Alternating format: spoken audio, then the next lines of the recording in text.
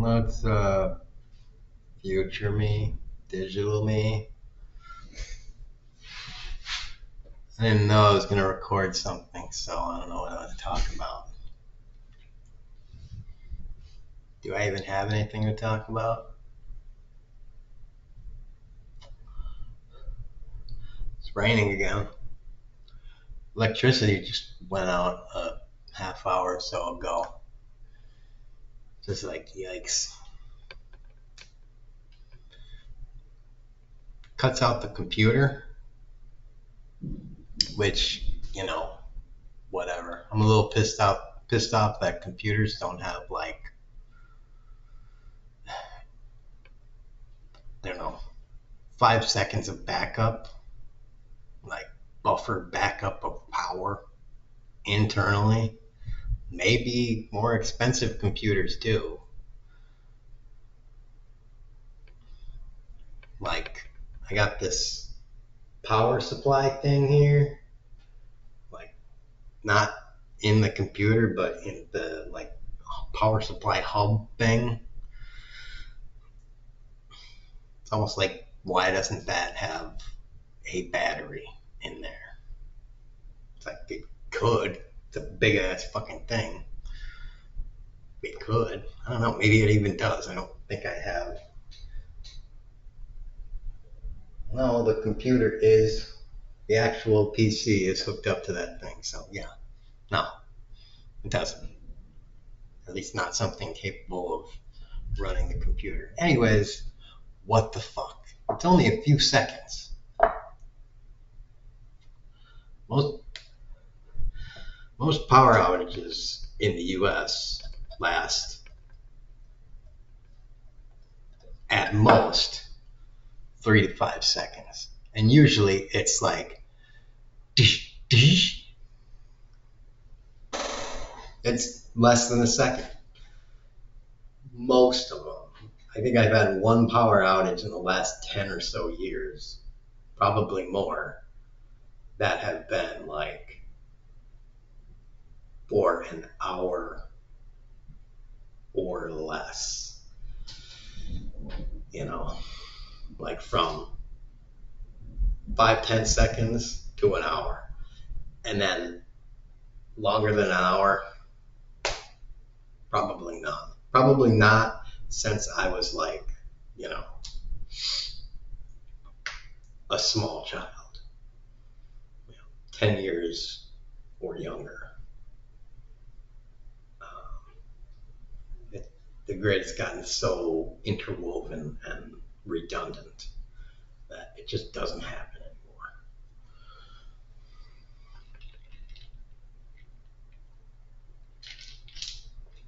Not unless you are like way out there. Then you basically know that you know what you got to do. It is a thing of life for you. You are connected by one fucking power cord, and that goes that way, and there is, and 14 people are connected to that one hub, whatever it's called. I forget what it's called. Substation. That one. And that substation feeds those 14 people within like 50 or 100 miles. Maybe even more. And if that thing goes down, it's down for like a week or 2 weeks or something. So that's what you have your generator for. And like when you're running if you got to turn on that generator, one, you hope it turns on because you hope it's not too cold to get it started, or that's why you try it once every 6 months to make sure, or some shit like that. You make sure, it's all these fucking things. So yeah, it's the way of life for you. You make damn sure You either make damn sure that generator works, or you know that, like, fuck it, I don't have a generator. Electricity goes out, you know, I'm shitting there. I got my books. I got some candles in case I need, like, I got my flashlights with, the batteries. Like, I am good. Like, it's my way of life. Like, I'm good with it. I got my EpiPen or whatever. I can case something happens. I got a sat phone.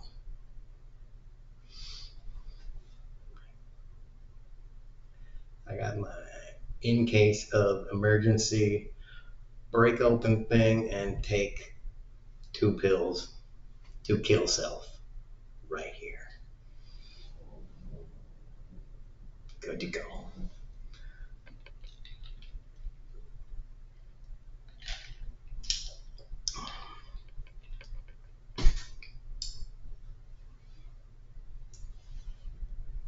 So there we are. Oh, tangenting off to another tangent. I just finished watching Popeye, the Popeye movie with Robin Williams, because, yeah. Um, I'm watching Pluto a little bit recently, because Pluto is Skydance Media, whatever, which is Skydance Paramount, because I wanted to watch Voyager. But apparently Star Trek is not going to be completely on there. But anyways, so Popeye is on Pluto, and I watched that. That is a interesting movie from the 80s. 1980 was when it was made. Robin Williams, Shelley Duvall, and other people. It's like it is a musical, but like there's weird musical numbers in there.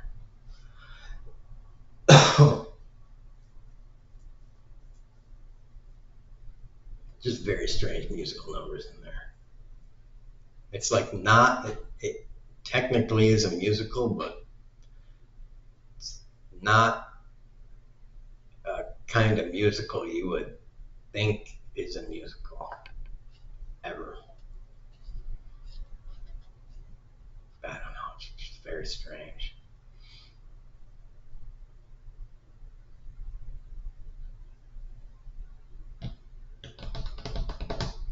And Robin, it's a very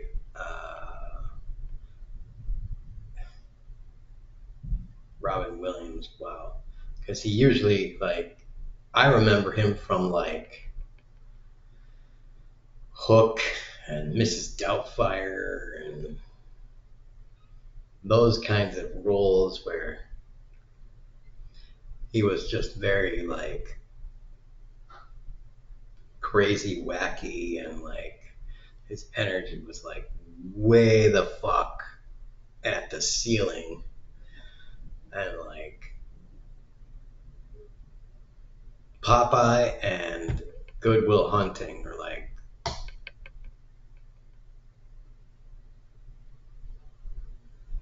the only two, unless was he in? No, I think it was Jim Carrey that was in Eternal Sunshine of the Spotless Mind. I think that was Jim Carrey. So it's just Popeye and Good Will Hunting that were like the only movies of his that I've seen that have him in the non-freakosaurus mode um, of Robin Williams.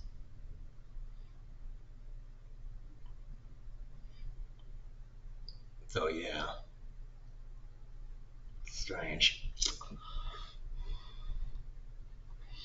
And now, with that being said, I think I think the thunderstorms are out of the area. I really hope power doesn't go out again, because that means the internet's out again and everything's all boned up. And that also means the computer just cuts out again. I really don't like that. But Pluto has The Fugitive, which I've been wanting to watch for months and months. And like, it was like, the only way to watch it was on somewhere. I don't know. Maybe it was Paramount, but to watch it on some streaming service, that I was like, yeah, I'm not doing that. So I'm gonna get back to watching that because I like The Fugitive. It's good stuff. And yeah, I'll go back to that. Even though I gotta watch ads, I don't care. I'm from an era where, you watch stuff on TV, whether it's broadcast or cable, you watched ads. And it was good. It was something that you did and you dealt with, and it was kind of like an intermission at a movie theater when the movies had intermissions, because you're like, the ad break is on. Now look at 30, 45 seconds. It was like, all right, top off my drink, take a piss, go get a snack. I know round about how much time I got to do something else. So there we go. And that's what you did. Bada bing, bada boom. Some of these YouTube ads, though, god damn. If you want to let them run to try and support your dude, it's like 3 minutes and 30 seconds. Really? Damn. That's fucking harsh. A 3-minute ad break plus? That's fucked up. Like, I don't know, like with football can be brutal with ads. Like, they don't show like 3 minutes at a time, but they'll be like, and that's a timeout ad. All right. And that's looks like that's a penalty, and they're gonna review it. Ad. And I mean, it's just like ad. Can we squeeze in another 5-second ad? Ad. And it's just like ad. It's just like, Jesus bloody Christ. In a 20-minute chunk of watching football, you find yourself watching like 7 to 10 minutes of fucking ads. And it's like,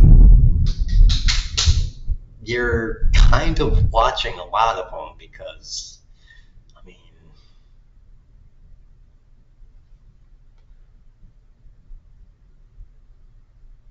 you want to watch the game too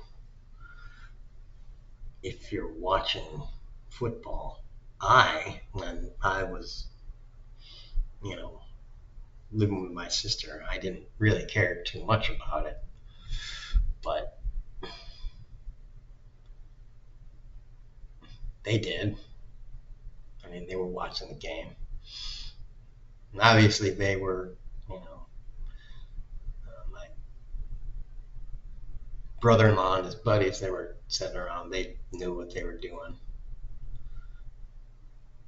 It's kind of interesting. You know exactly, you develop almost a sixth sense for ad dodging. It's like, okay, there's an ad, come on, quick, do what you need to do. It's like, all right, and I know exactly. It's like, even though it's only like gonna be, like, they know what's gonna happen. They know how long it's gonna happen, depending on the context of the situation of the game and stuff. It's like, well, this one's only gonna be like 19 seconds long, so we know what we can do. And then it's like, shit, I don't know. They know exactly how much time they're gonna have. Me, I'm just sitting here like, whatever.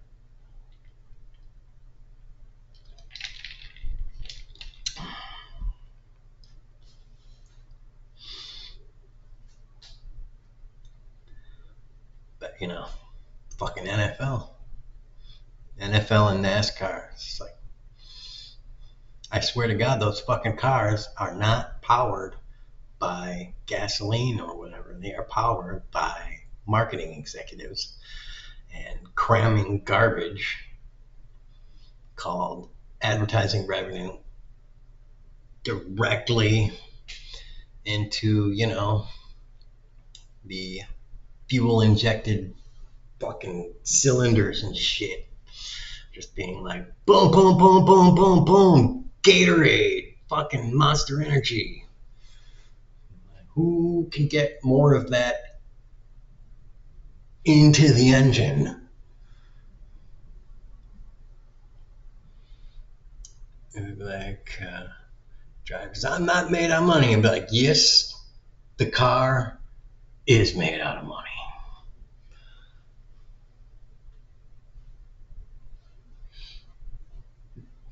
Maybe not literally, but figuratively, literally made out of money.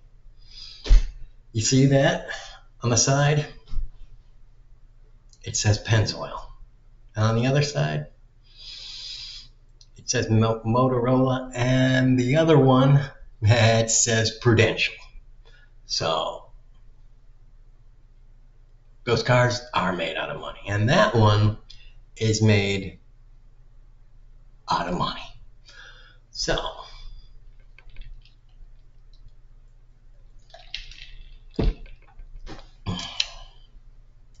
that Prudential fucking car better fucking win.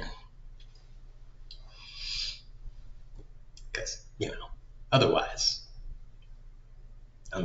what are we doing really? If the fucking money car can't fucking win money, then,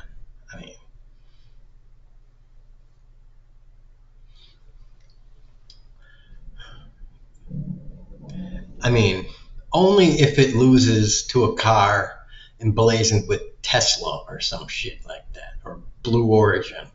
Then it's like, all right, it lost to the Tesla or Blue Origin car. It's like, all right, fine. It lost to a fucking rocket car. All right. Okay, then.